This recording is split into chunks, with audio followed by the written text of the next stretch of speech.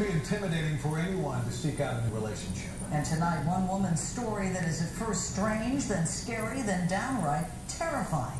It raises questions about the very definition of stalking.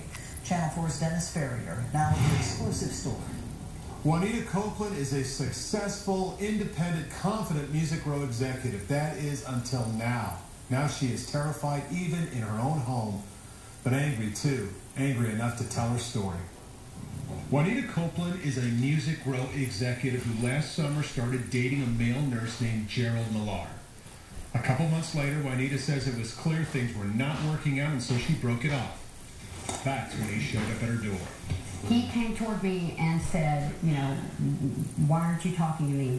Why aren't we compatible? And I said, Jerry, we're not compatible. And he starts beating himself on the head with his fists and saying, this is why we're not compatible. This is why we're not compatible. And I said, Jerry, you just need to leave. He goes, why won't you talk to me? I said, I can't talk to you. And he Jekyll and Hyde flips on me. And he's like, this is not over. You don't get to say when this is over. And I am freaking out at this point. Freaking out enough to call police, who advised her to get an order of protection immediately. And while I was sitting there giving the police the information for the report, he sends a text message and says, don't worry, it'll be painless. The police officer was very concerned that he was talking about me. Next, Juanita's first court appearance ever, where a judge quickly grants her that order of protection. And as we were walking out of the court, he was right behind me, and he said, this isn't over. And it wasn't. It's when the nightmare began. Juanita says over the summer there were letters, emails, texts, voicemails. She says at least 8 times she was contacted by Gerald Millar. Then her car is keyed in her own driveway, her windshield wipers glued to the window, and then tire slashing. Once, twice, 3, 4 times.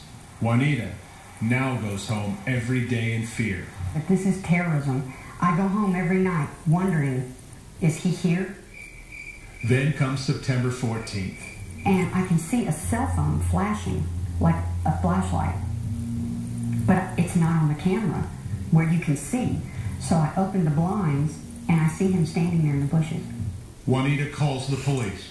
We could hear him up in the woods, running in the woods. The police call out to him, son, we hear you up there. You just need to come down, turn yourself in. Police can't catch him and leave. I go back in my house. I did not sleep at all that night.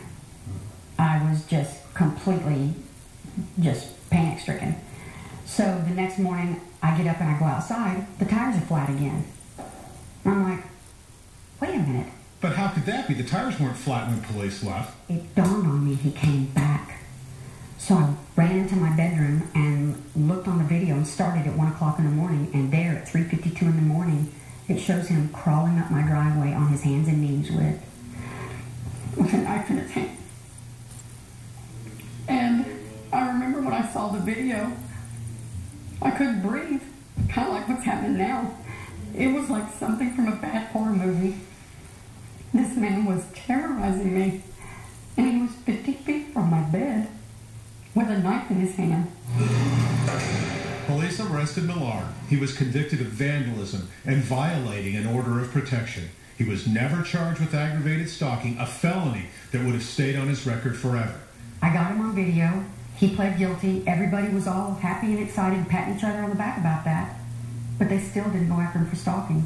And they wouldn't answer me when I asked them why. The DA's office says the problem is with the weapon. Would 12 jurors look at this video you're looking at right now and see a knife? There would have to be a knife for aggravated stalking.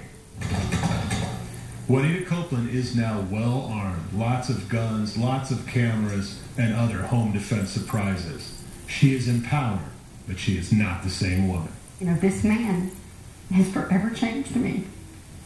The woman that I was before is gone. She's heavily armed, more confident, but she's not sure if this is over. Back to you. Dennis Ferrier, thank you.